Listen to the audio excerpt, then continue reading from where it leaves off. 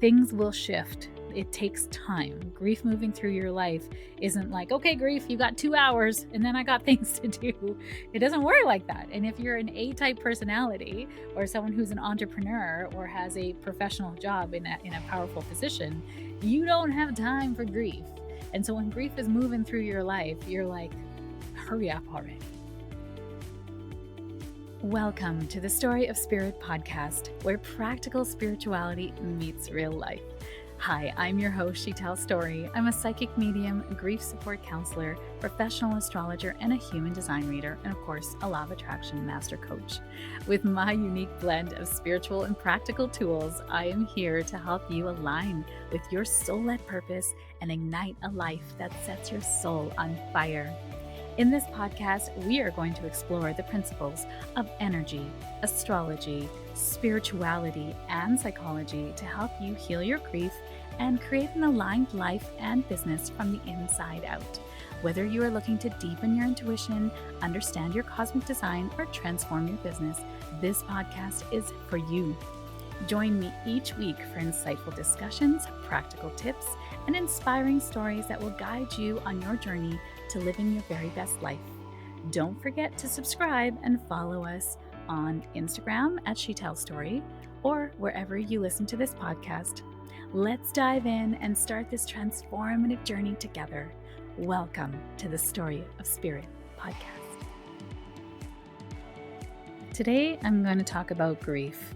It's actually one of my favorite topics to talk about. I know that might shock you, but why it's my favorite is because it's something I know that every single person on this planet will go through grief multiple times in your life. And it is the single biggest catalyst for soul growth, because I know when you're going through grief, on the other side is going to be a massive shift in your life. And, we never ask for this, but that's why it is such a big soul evolving move, because humans don't like change. We don't like pain. We like to move away from pain. So we will band-aid that until we have no choice but to look at it. Unless you're super eager and motivated and you lean into pain, which that is a muscle that you build with time and healing. So even then, depending, no matter how much you worked on yourself, no matter how much you think you've healed, grief will take your breath away. And today I want to talk about the 5 truths about grief that every woman needs to hear. In my community of soulful, passionate, entrepreneurial women and spiritually curious women that I surround myself with, there has been a lot of grief happening. And we predicted this in the astrology this year, because whenever we have major changes in energy, we have many souls exiting this planet if their time is complete, or we're going through big up levels in our lives, which come in as diagnosis or surprise incidents, chronic illness flaring, things not working anymore, divorces. There has been so many of these things happening in my community, and this inspired today's topic. Because as women, we really move through grief very differently than men. Men grieve very differently. They're really taught to be unemotional, and men don't really have the connections that women do, but grief inherently isolates anyways. So those connections might not always be something that's available to you, but women tend to grieve in very different ways. And the other, thing that inspired this topic is all of the roles that we play as women. We play multiple roles. Even if you don't have children, you will be a caregiver. You will be someone, a friend. You will have parents you might take care of. You might have a pet. There's so many roles as women that we just naturally take on. And it's not easy to hold up all these roles as grief is rolling through your life. So whether that's someone passing away that was close to you or not, someone in the family and it's affecting the people in your family, whether it's a diagnosis for you or someone close to you, whether it's a divorce, whether it's a business that's not working well, whether you are trying to make a decision to go one direction or another. There is grief in all of those things. And we can't compare grief. It's really about how it lands on your heart, how it affects your life, and how much of a shakeup it's actually bringing to you that was not something you desired, right? It is outside of our control. Things are thrust upon us. So when grief moves through your life as a woman, there is so much that you have to take on and to take into consideration. And it is not easy. Now, grief inherently is not easy for anyone, regardless of your gender. And I really also want to address the idea of gender. It's really about what you identify in and how how it hits you. So if you don't identify as a woman, you identify as non binary or,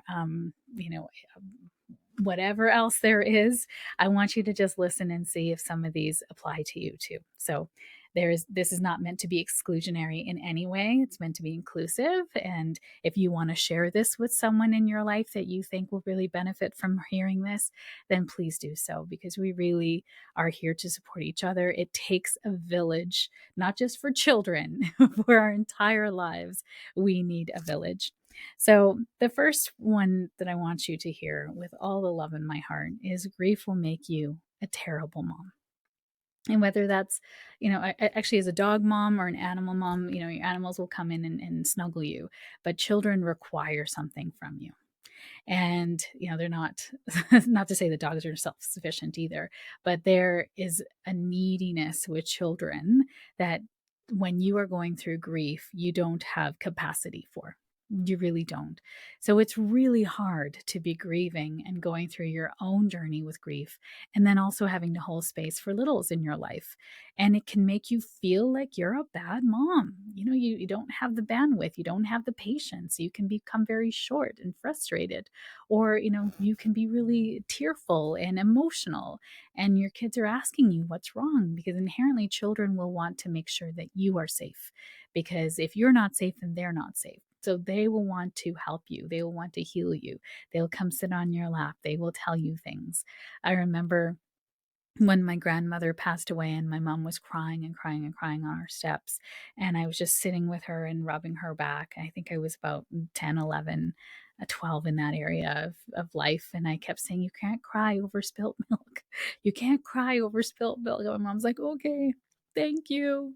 You can go now. And I'm like, no, it's already been done. What's done is done. Like, I mean, I'm trying to soothe her with what I knew, in my vocabulary at the time. I still remember that. I was like, man, I could have said something more profound than that. But in that moment, that was profound from an 11-year-old self. But it will make you feel like you're a terrible mom.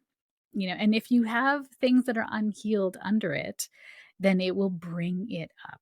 Think of your life being kind of built on shaky ground. I see this a lot in my spiritual grief counseling clients, is that if there's a number of unhealed grief underneath, so a cat dying or a grandfather passing away or your parents divorcing, and you're like just trudging through life, just moving forward. Your parents didn't believe in therapy. You didn't want to go. You didn't believe in it. You didn't know it was a possibility for you. Whatever it is, did not heal it. And now you're moving forward, moving forward, moving forward. And all of a sudden a grief hits. It's like a house of cards collapsing because everything underneath has been shaky.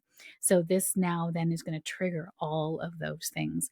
And it's not a bad thing. This is the universe's intelligence. It's allowing us now to go back and heal what has been forgotten, what has been tried to pave over. We're trying to bury the skeletons. We're trying to just move on, right? Just get over it. One of the most toxic sayings, in the Western world, just get over it.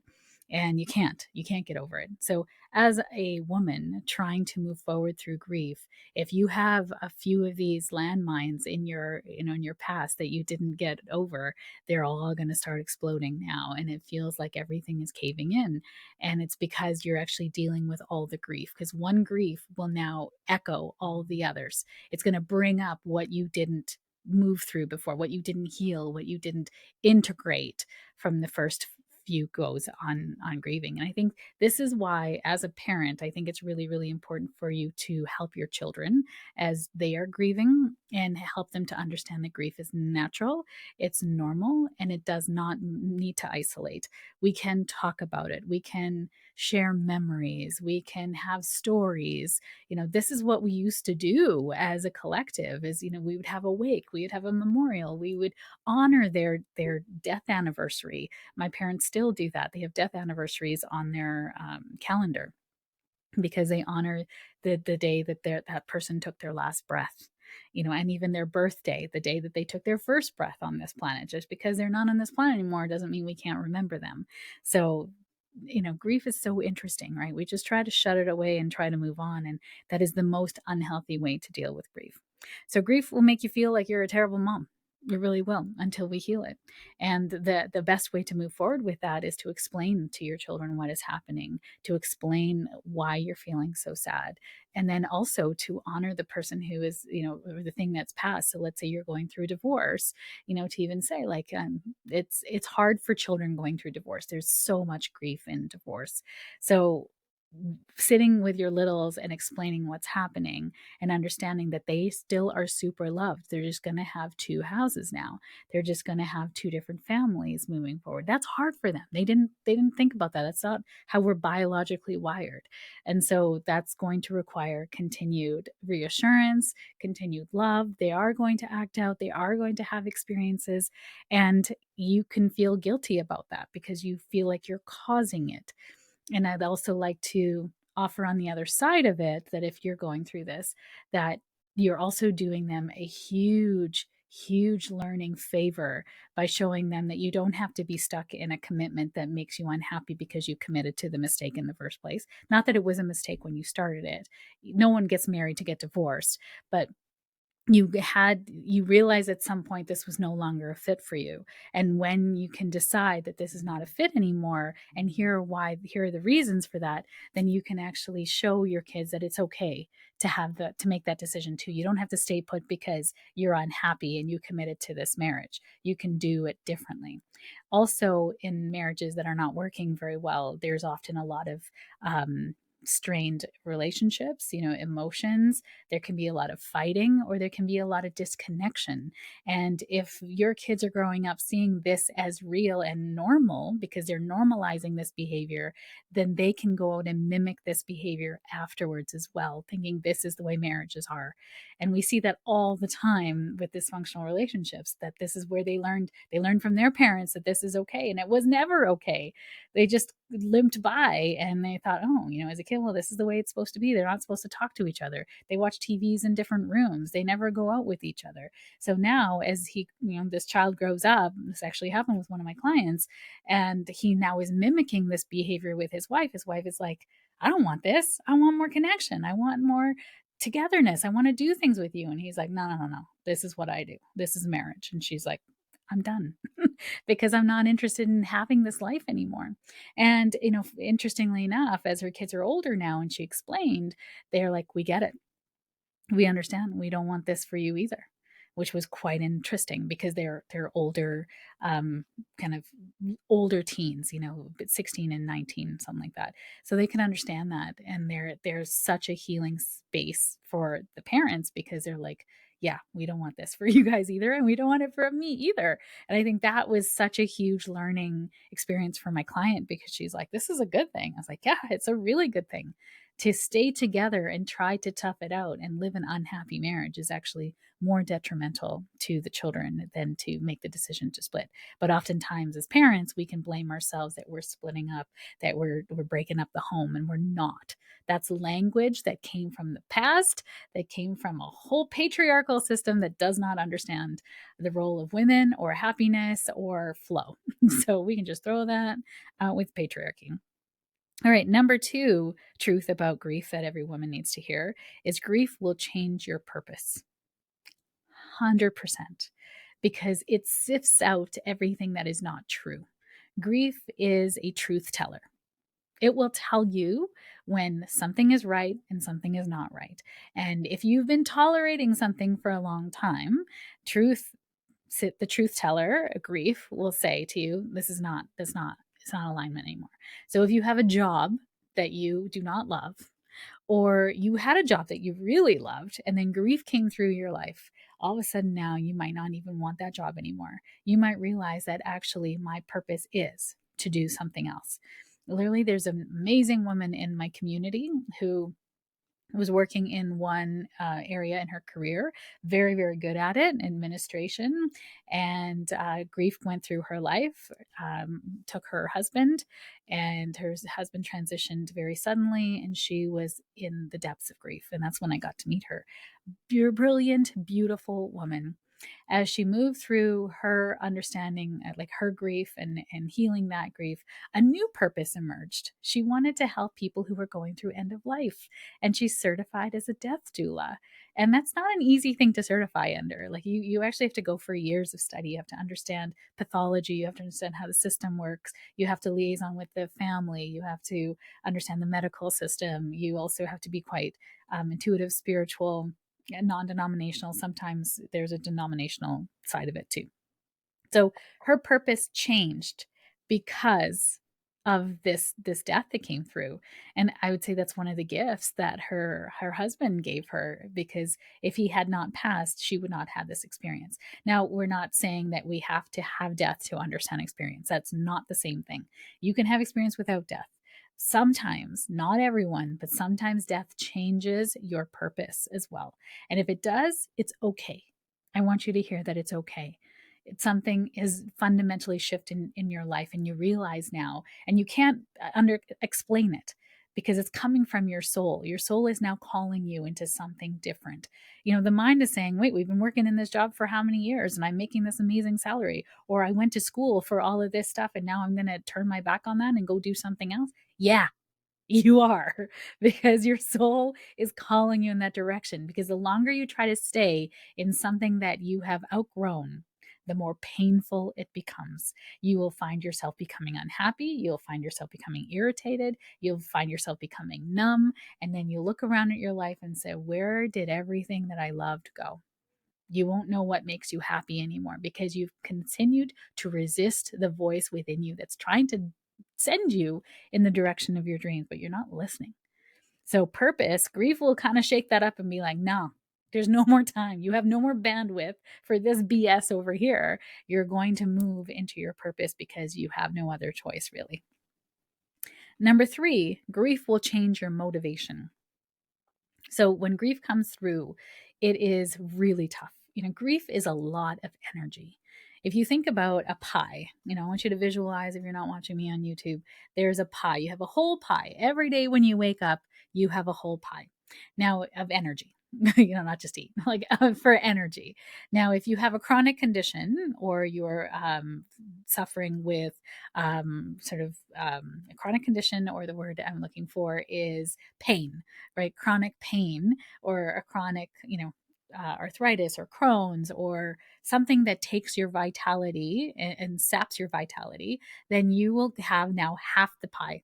So if you have chronic pain in your body, inflammation, or something that's unseen, depression as well, half the pie. Now you got half the pie. And so everybody else is operating with a full pie. You are operating with half the pie. Now, if something has happened in your life and you are dealing with grief, loss of job, divorce, somebody died, a diagnosis, now take that pie and half it again. Now you got a quarter pie. And if you are a parent, or even a dog parent, a parent of kids, you are in a job, you are in a relationship now, and you've got to keep yourself alive. Like where do you have the capacity for that? You don't have capacity. Your capacity is greatly diminished when you're going through grief. But grief is very silent, right? There's no big beacon on your head that's shining. I have grief. I have grief. You are literally in this quiet place of grief. And so, unless someone knows you, or is talking to you, or can tell the signs because they are psychic, as I am, then they don't know what you're going through. And now you walk into a grocery store and you have like zero capacity. You're trying to get something for dinner because you don't have anything in your fridge, because you're not motivated to go grocery shopping on the weekend. You just wanted to sleep. So now you got to feed people, and you're like, what are you doing in the grocery store? And you might be crying in an aisle, and people like walking past you going, suck it up. Or why are you crying? If you're a kind person like me, you would walk up and say, are you okay? Can I get you some help? Do you need some help? Just being kind, right? We just want to be kind to people. You don't know what anyone is moving through. It's so fascinating how, especially on Instagram, Facebook, all the social media, is people will just jump on you, not really even being kind. And I realize that people do that because no one was kind to them in their life. And I always say, sad. I'm just like, I feel sad for you that you have to be like this, right? That you want to judge me by whatever it is. Like, I just feel sad for you. So your motivation's going to go. You're not going to be able to get out of bed very easily. You might want to just sleep all the day. It's very, very draining. So your body is trying to get you through with trying to sleep. If your motivation is sapped and you need more sleep, when you're going through grief, you actually need more sleep. Your body's holding a lot. And grief inherently can also turn in there. Depression is one of the stages of grief, but it can turn into depression if you're not getting out of bed, if you're not showering, if you're not eating, if you're neglecting your basic needs. And so I like to celebrate those as wins. If you're going through the motions and just eating and taking a shower and getting yourself to bed and changing clothes or even putting stuff in the laundry and doing a little bit of laundry, congratulations, you're winning at life. All of those things, little by little, they add up. And if that's all you have motivation for, you're still winning. So things will shift. It takes time. Grief moving through your life isn't like, okay, grief, you got 2 hours and then I got things to do. It doesn't work like that. And if you're an A-type personality or someone who's an entrepreneur or has a professional job in a powerful position, you don't have time for grief. And so when grief is moving through your life, you're like, hurry up already. Just hurry the hell up. I'm crying. I'm letting it out. And it's a good idea. If you are crying, that's energy in motion. You're releasing the energy and allowing it to move through. That's a good thing. So, your motivation might be shot, and that's okay. And little by little, small, simple steps, they will add up over time. If you can go for a walk outside and then take a nap, brush your teeth, take a shower, go to bed. That's good. That's great. You're looking after your vessel as well. And then calling in support.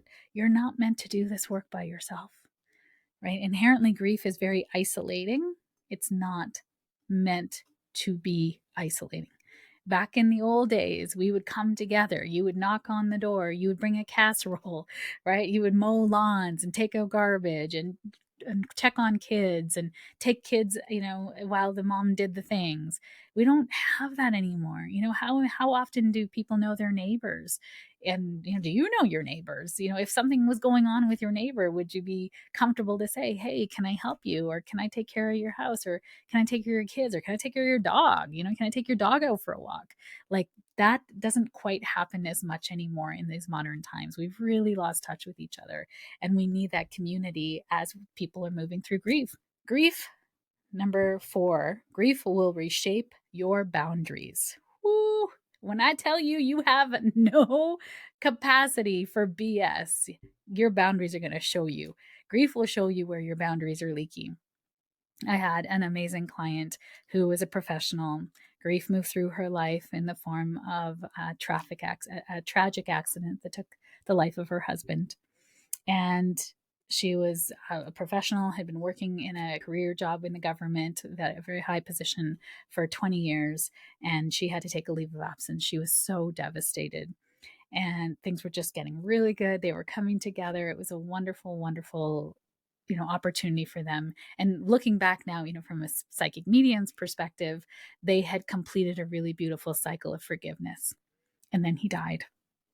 So when cycles are completing, we notice that that's usually a good time for spirit to pass. Now, this is not an invitation for you to do no cycles, to be like, I can't take that job promotion because then I'll die. No, that's not true. There's more ahead, but for them, they had completed a very huge cycle of forgiveness, and then he passed away. And it came with a very large estate. And his family, who she had been a part of their lives for 20 years, came calling and came for her money, and actually started to be very nasty to her about how she was trying to withhold the money. It was millions of dollars in his name, and she was the the executor, and she inherited all of it. He left everything to her. Meanwhile, he had a number of children from a number of different wives and ladies out there, and they all came calling. And she had raised some of these babies, she had helped them, and they were very, very nasty to her. And it was one of the things that we had to work on in her grief counseling, because she's like, these were people that I thought they were my family. And I said, okay, so tell me about your definition of family. She's like, well, I would cook them dinner, and I bought them presents, and I was there when bad things happened, and I was at their doorstep with a pie, and I said, wow, I hear all of the I did. Can you tell me what they did for you? And she had to think about it, like, really, like, probably a couple minutes where she was silent, and, like, she said, "Sheetal, I don't I they never did anything for me." And I said, "Is this the first time you're realizing that?" And she was shocked. Her face, even I still remember her face. She's like, "It is? I can't believe I didn't realize that." And I said, "Where do you think this people pleasing started in your life?" And she's like, "Oh, it started my childhood." And then the story came forward of something that she had not shared in our sessions previous to that. And it was so interesting that she was the caregiver for her mom in many ways, because mom was a single mom, there was many kids, she was the oldest, and just took care of everyone's needs at the expense of her own self. And so she continued that pattern into her adult life. And then grief showed her where that pattern was totally bogus. I know I could use another word, but I'm trying to keep it clean. So, but awful, right? It really came up because of the grief. The grief highlighted to her that she no longer had capacity for this over-giving personality that she had created for herself. That wasn't her truth. She wanted to be in relationships with people that would reciprocate. So it was really interesting because she put everything into a trust, appointed a lawyer to look at everything honestly and divide up the estate for them, because she had her own money. She was well to do on her own, and she put it in the trust because she was like, I don't want to deal with this. And I said, well, unfortunately, because you're the executor and he did leave everything to you, you will have to deal with this. And she did. She did it with grace and ease. And she's like, I just want to be done with this. And she divided it up evenly and gave everybody their thing to squander and be done with it. So her boundaries very much changed after that. And her life, the people who are in it, she's so happy now. She's had a new purpose. She retired from that job. She became a grandma. She's so happy to devote herself to causes now. She volunteers at things, and her circle of friends are so reciprocal. It's really, really beautiful. And it wasn't until this, the loss of her husband, that then really highlighted this for her. She didn't realize that. So grief is going to show you where your boundaries are leaky. And then finally, the fifth one is grief will slow you down. And it sucks. It really sucks, especially if you are meant to go fast, not meant to go fast, because no one's meant to go fast. We learn to go fast. It's part of the patriarchal masculinity of productivity and overachieving. And we're done. We're done with that. Grief will not let you do that anymore, because it will slow you down. And because of everything I just said, right? You don't have capacity. You don't have motivation. You are so tired that you cannot go fast anymore. You are meant to slow down. You get tired easily. You're not even sure what day it is sometimes.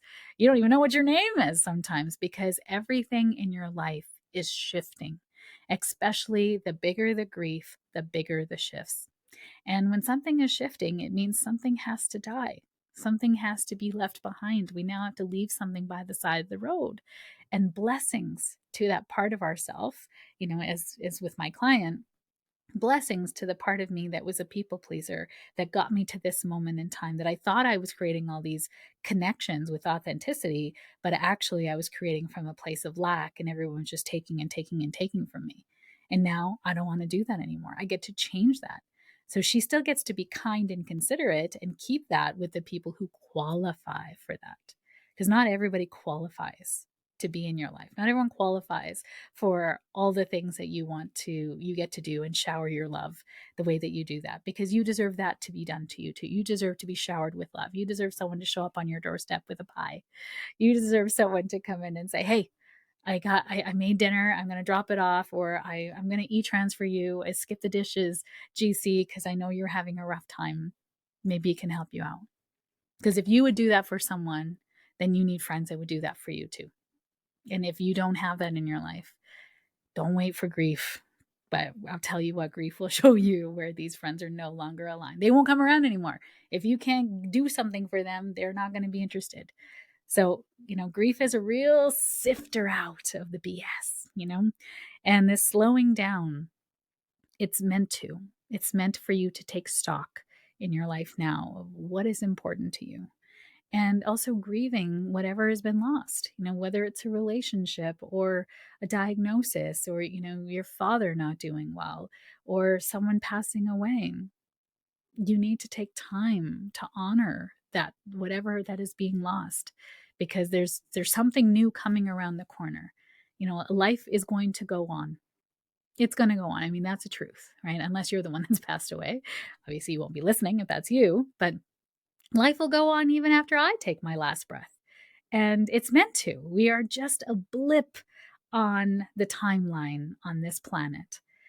Really take the moments now to enjoy your life, to say, I love you to your loved ones, because grief is actually the price of love, right? When we have so much love and we don't know what to do with it, grief is love with no place to go.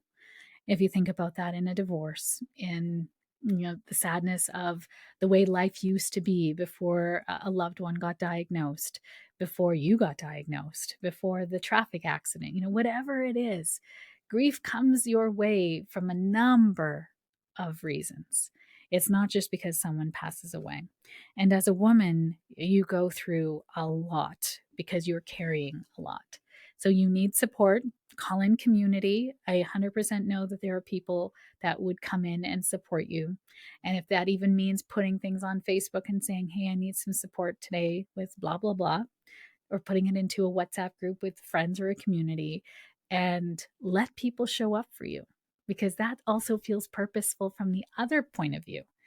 Right? When I get to do for my friends, when they let me, I feel so great. I feel so grateful. I have gifts to share. I have things that I can offer to help people with. One of the things that I used to be a little kind of worried about is I might not be the friend that will show up on your doorstep with a pie, but I 100% will be the friend that will call and say, how are you doing? Let's talk this out, or walk with you while we're talking about something really deep, right? I got a lot of those gifts. I don't have the gifts of baking.